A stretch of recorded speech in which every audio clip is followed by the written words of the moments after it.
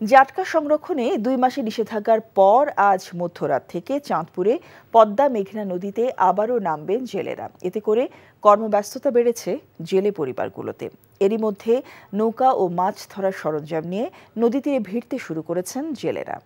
অনেক জেলে ইলিশ ধরার প্রস্তুতিতে নৌকা মেরামত, জাল সেলাইয়ের কাজ শেষ করে প্রস্তুতি নিচ্ছেন।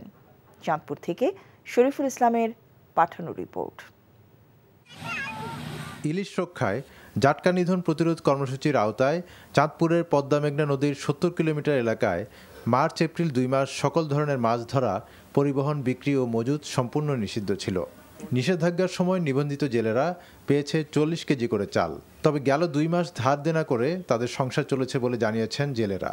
এখন মাছ ধরে বিগত দিনের ধার দেনা পরিশোধ করে ঘুরে দাঁড়ানোর স্বপ্ন দেখছেন মেঘনা পাড়ের জেলেরা।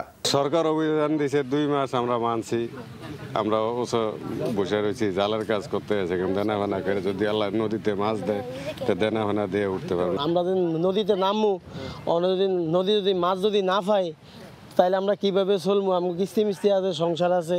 চাঁদপুরে অভয়াশ্রম এলাকায় জাটকা রক্ষা সফলভাবে সম্পন্ন হয়েছে উল্লেখ করে জাতীয়ভাবে 6 লাখ মেট্রিক টন ইলিশ সংগ্রহের যে লক্ষ্যমাত্রা তা অতিক্রম করবে বলে আশাবাদী জেলা মৎস্য কর্মকর্তা। এই জাটকা রক্ষার অভিযানটা অত্যন্ত সফলভাবে সম্পন্ন করতে পেরেছি। আমরা আশা করব যে 6 লক্ষ মেট্রিক টন যে আমাদের উৎপাদনের যে কাঙ্ক্ষিত লক্ষ্যমাত্রা সেটা আমরা অতিক্রম করতে পারবো। মৎস্য বিভাগ বলছে চাঁদপুরে মার্চ এপ্রিল 2 মাসে নিষেধাজ্ঞা অমান্য করায় 3 শতাধিক জেলেকে ভ্রাম্যমাণ আদালতে সাজা দেওয়া হয়েছে।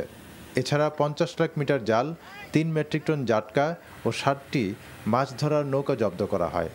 আটক জেলেদের কাছ থেকে জরিমানা আদায় করা হয় 10 লাখ টাকা। NTV news desk. Walton air conditioner exchange অফারে স্প্লিট এসিতে 23,000 টাকা পর্যন্ত নিশ্চিত ছাড়।